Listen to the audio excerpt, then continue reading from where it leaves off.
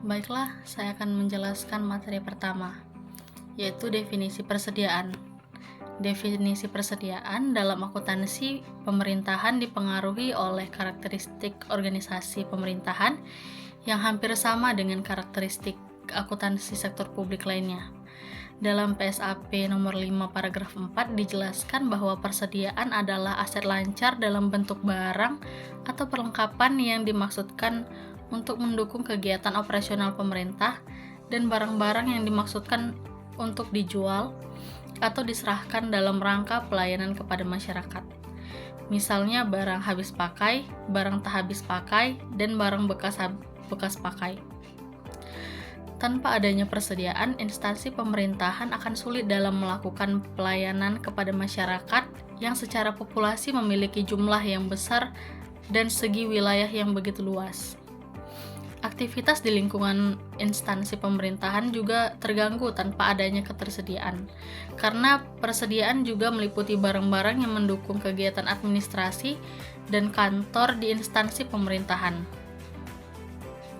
Selanjutnya yaitu klasifikasi persediaan. Pada modul sistem akuntansi pemerintah daerah yang diterbitkan Direktorat Jenderal Keuangan Daerah, Kementerian Dalam Negeri 2014, suatu aset dapat diklasifikasikan sebagai persediaan manakala aset tersebut memenuhi salah satu kriteria berikut. Yang pertama ada barang atau perlengkapan atau biasa disebut supplies yang digunakan dalam rangka kegiatan operasional pemerintah. Yang mana termasuk dalam kelompok ini adalah barang habis pakai seperti alat tulis kantor, barang tak habis pakai seperti komponen peralatan dan pipa, dan barang bekas seperti komponen bekas. Yang kedua ada bahan atau perlengkapan supplies yang akan digunakan dalam proses produksi. Persediaan dalam kelompok ini meliputi bahan yang digunakan dalam proses produksi seperti bahan baku, pembuatan alat-alat pertanian, dan lain-lain. Yang ketiga ada barang dalam proses produksi yang dimaksudkan untuk dijual atau diserahkan kepada masyarakat.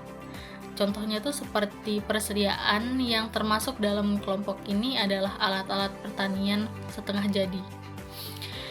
Yang keempat ada barang yang disimpan untuk dijual atau diserahkan kepada masyarakat dalam rangka kegiatan pemerintahan, misalnya hewan atau tanaman. Menurut PSAP nomor 5 paragraf 10, persediaan dapat meliputi yang pertama ada barang konsumsi, amunisi, bahan untuk pemeliharaan, suku cadang, persediaan untuk tujuan strategi atau berjaga-jaga, pita cukai dan leges, bahan baku, barang dalam proses atau setengah jadi. Selanjutnya ada tanah atau bangunan untuk dijual atau diserahkan kepada masyarakat. Dan yang terakhir ada hewan dan tanaman untuk dijual atau diserahkan kepada masyarakat. Dalam hal pemerintah, menyimpan barang untuk tujuan cadangan strategis seperti cadangan energi, misalnya minyak, atau untuk tujuan berjaga-jaga seperti cadangan pangan, misalnya beras. Barang-barang dimaksud diakui sebagai persediaan. Persediaan dalam kondisi rusak atau usang tidak dilaporkan dalam neraca, tetapi diungkapkan dalam catatan atas laporan keuangan atau PSAP 5 paragraf 11 dan 13. Selanjutnya saya akan menjelaskan pengakuan persediaan. PSAP nomor 5 paragraf 13 mengatur bahwa persediaan diakui yang pertama pada saat potensi manfaat ekonomi masa depan diperoleh pemerintah dan mempunyai nilai atau biaya yang dapat diukur dengan andal. Yang kedua pada saat diterima atau hak kepemilikannya atau kepenguasaannya berpindah. Pada akhir periode perlu dibuat jurnal penyesuaian untuk mengetahui seberapa besar persediaan untuk periode yang bersangkutan. Pencatatan persediaan dilakukan dengan yang pertama metode perpetual. Untuk jenis persediaan yang sifatnya continuous dan membutuhkan kontrol yang besar seperti obat-obatan, dengan metode perpetual, pencatatan dilakukan setiap ada persediaan yang masuk dan keluar sehingga nilai atau jumlah persediaan selalu diperbaharui. Yang kedua, metode periodik untuk persediaan yang penggunaannya sulit diidentifikasi seperti alat tulis kantor. Dengan metode ini, pencatatan hanya dilakukan pada saat terjadi penambahan sehingga tidak memperbaharui jumlah persediaan. Jumlah persediaan akhir diketahui dengan melakukan stok opname pada akhir periode. Setelah tadi sudah membahas pengakuan persediaan, maka sekarang adalah pengukuran persediaan. Berdasarkan PSAP nomor 5 paragraf 14 dan 15, persediaan disajikan sebesar yang pertama biaya perolehan apabila diperoleh dengan pembelian, yang kedua biaya standar apabila diperoleh dengan memproduksi sendiri, dan yang ketiga nilai wajar apabila diperoleh dengan cara lainnya seperti donasi atau rampasan. Biaya perolehan persediaan meliputi harga pembelian, biaya pengangkutan, biaya penanganan, dan biaya lainnya yang secara langsung dapat dibebankan pada perolehan persediaan. Potongan harga, rabat, dan lainnya yang serupa mengurangi biaya perolehan. Yang kedua, biaya standar persediaan meliputi biaya langsung yang terkait dengan persediaan yang diproduksi dan biaya yang tidak langsung yang dialokasikan secara sistematis berdasarkan ukuran yang digunakan pada saat penyusunan rencana kerja anggaran. Dan yang ketiga, persediaan hewan dan tanaman yang dikembangbiakkan dinilai dengan menggunakan nilai wajar. Harga atau nilai wajar persediaan meliputi nilai tukar aset atau penyelesaian kewajiban antar pihak yang memahami dan berkeinginan melakukan transaksi wajar. Selanjutnya saya akan menjelaskan beban persediaan. Berdasarkan PSAP nomor 5 paragraf 22 hingga 24 dikatakan bahwa beban persediaan dicatat sebesar pemakaian persediaan. Perhitungan beban persediaan dilakukan dalam rangka penyajian laporan operasional. Dalam hal pencatatan persediaan, pemerintah diperbolehkan menggunakan metode perpetual maupun metode fisik atau periodik. Dalam hal persediaan dicatat secara perpetual, maka pengukuran pemakaian persediaan dihitung berdasarkan catatan jumlah unit yang dipakai dikaitkan nilai per unit sesuai metode penilaian yang digunakan. Jika pemerintah menggunakan metode fisik atau periodik, maka pengukuran pemakaian persediaan dihitung berdasarkan inventarisasi fisik, yaitu dengan cara saldo awal persediaan ditambah dengan pembelian atau perolehan persediaan dikurangi dengan saldo akhir persediaan dikalikan dengan nilai per unit sesuai dengan metode penilaian yang digunakan. Berikut adalah ilustrasi persediaan kertas dengan menggunakan kedua metode pencatatan dan metode penilaian FIFO. Nah, di sini sudah ada ilustrasi persediaan kertas dengan menggunakan kedua metode pencatatan dan metode penilaian FIFO. Yang pertama, pada tanggal 1 Januari 2012 ada transaksi saldo awal, unitnya itu ada 2 RIM, harganya 10.000 dan totalnya adalah 20.000. Pada tanggal 20 Januari 2012 ada transaksi pembelian yang mana ada 20 RIM dan harganya ada 12.000 dan totalnya adalah 240.000. Pada tanggal 25 Januari 2012 transaksi pemakaian yaitu 10 RIM. Tanggal 15 Februari 2012 ada transaksi pembelian yaitu 10 RIM, harganya 13.000 dan totalnya adalah 130.000. Tanggal 20 Maret ada transaksi pemakaian yaitu 5 RIM. Tanggal 30 April ada pemakaian yaitu 10 RIM dan yang terakhir tanggal 29 Juni ada pemakaian yaitu 4 RIM. Berikut jurnal atas transaksi tersebut jika menggunakan metode perpetual maupun fisik. Abaikan jurnal untuk penyusunan laporan realisasi anggaran karena tidak ada perbedaan jurnal untuk kedua sistem pencatatan. Hitung pula berapa total beban persediaan. Baiklah, untuk materi selanjutnya yaitu akan saya jelaskan. Di sini saya akan menjelaskan tentang contoh soal dari akuntansi persediaan. Dari contoh soal tersebut, di sini menggunakan metode FIFO yaitu first in first out. Yang pertama itu untuk metode perfektual dalam penyusunan laporan operasional. Jadi yang kita ketahui metode perfektual yaitu pengukuran pemakaian persediaan dihitung berdasarkan catatan jumlah unit yang dipakai dikalikan dengan nilai per unit sesuai metode yang digunakan. Jadi yang pertama itu untuk di sini ada jurnalnya.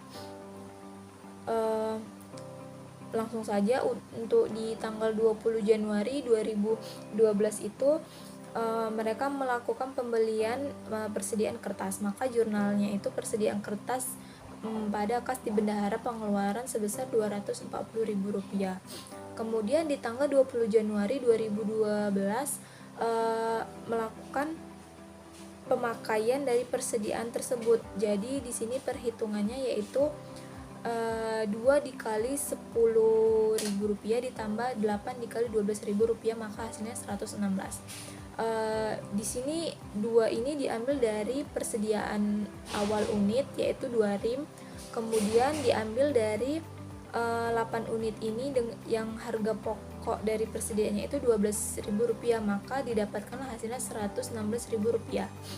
Kemudian di tanggal 15 Februari 2012 yaitu melakukan pembelian kembali untuk persediaan kertas, maka jurnalnya yaitu persediaan kertas pada kas di bendahara pengeluaran sebesar Rp130.000.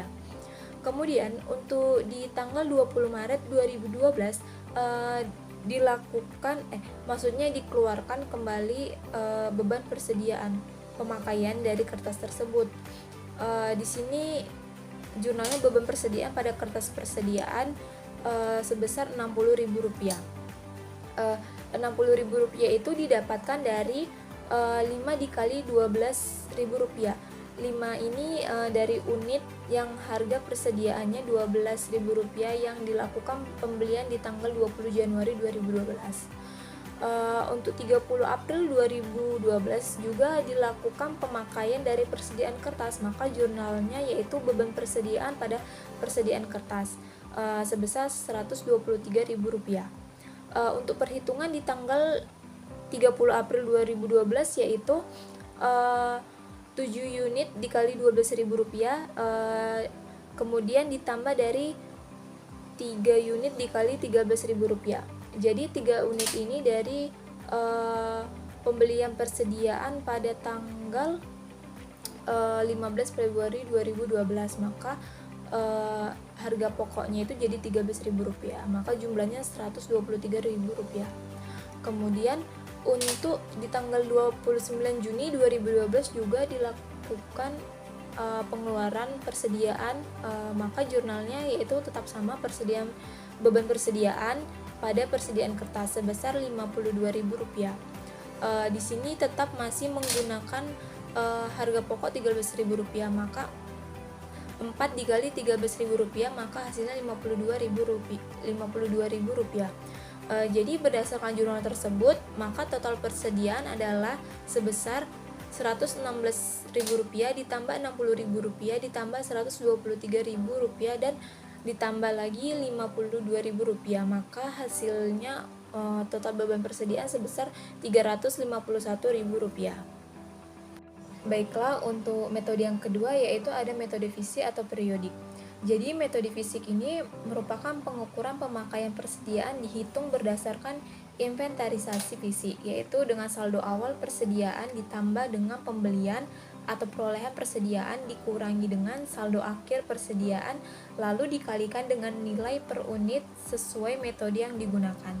Jadi di sini ada jurnal dari metode fisik pada tanggal 20 Januari 2012 melakukan pembelian persediaan kertas. Jurnalnya tetap sama dengan metode yang sebelumnya, yaitu persediaan kertas pada kas di bendahara pengeluaran sebesar Rp240.000. Kemudian di tanggal 25 Januari 2012 untuk pemakaian persediaan tidak dicatat ke dalam jurnal.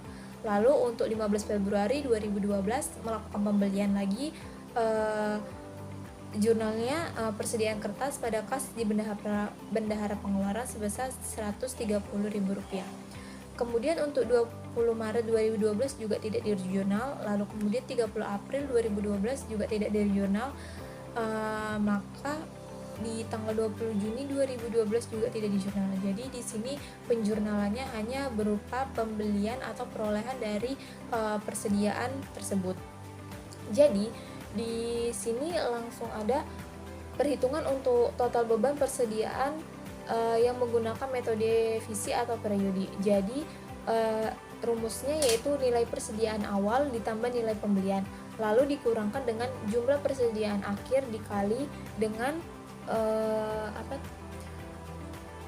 nilai per unit sesuai metode yang digunakan. Jadi nilai per unitnya yaitu sebesar Rp13.000. Langsung saja, kemudian sama dengan Rp20.000 ditambah Rp240.000 lalu ditambah Rp130.000, kemudian dikurangkan 3 unit dikali Rp13.000, maka hasilnya yaitu sebesar Rp351.000. Lalu untuk jumlah persediaan akhirnya yaitu menggunakan rumus jumlah persediaan awal ditambah jumlah pembelian lalu dikurangkan jumlah pemakaian. Jadi jumlah persediaannya yaitu sama dengan 2 unit ditambah 20 unit ditambah 10 unit. Kemudian dikurangkan dengan 10 unit ditambah 5 unit, kemudian ditambah 10 unit dan ditambah 5 unit. Maka total keseluruhannya untuk jumlah persediaan akhir sebesar 3 unit. Kemudian diasumsikan hasil inventarisasi visi persediaan sama dengan jumlah persediaan di kartu stok persediaan, yaitu 3 unit. Jika ada perbedaan jumlah persediaan, maka harus dijelaskan penyebab perbedaan tersebut dalam catatan atas laporan keuangan. Selanjutnya itu pengungkapan persediaan. PSAP nomor 5 paragraf 26 dengan jelas menyebutkan bahwa laporan keuangan mengungkapkan yang pertama, kebijakan akuntansi yang digunakan dalam pengukuran persediaan. Yang kedua, penjelasan lebih lanjut seperti barang atau perlengkapan yang digunakan dalam pelayanan masyarakat, barang atau perlengkapan yang digunakan dalam proses produksi, barang yang disimpan untuk dijual atau diserahkan kepada masyarakat, dan barang yang masih dalam proses produksi yang dimaksudkan untuk dijual atau diserahkan kepada masyarakat. Dan yang ketiga, jenis, jumlah, dan nilai persediaan dengan kondisi rusak atau usang tidak dilaporkan dalam neraca tetapi diungkapkan dalam catatan atas laporan keuangan.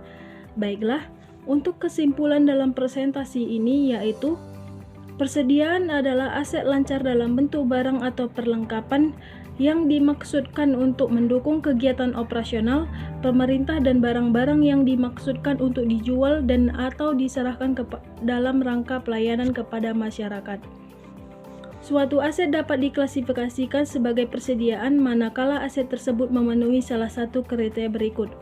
Yang pertama itu barang atau perlengkapan atau supplies yang digunakan dalam rangka kegiatan operasional pemerintah.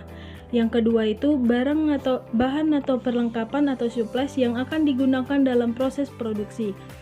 Yang ketiga itu barang dalam proses produksi yang dimaksudkan untuk dijual atau diserahkan kepada masyarakat. Dan yang keempat itu barang yang disimpan untuk dijual atau diserahkan kepada masyarakat dalam rangka kegiatan pemerintahan. Sekian dari presentasi kami.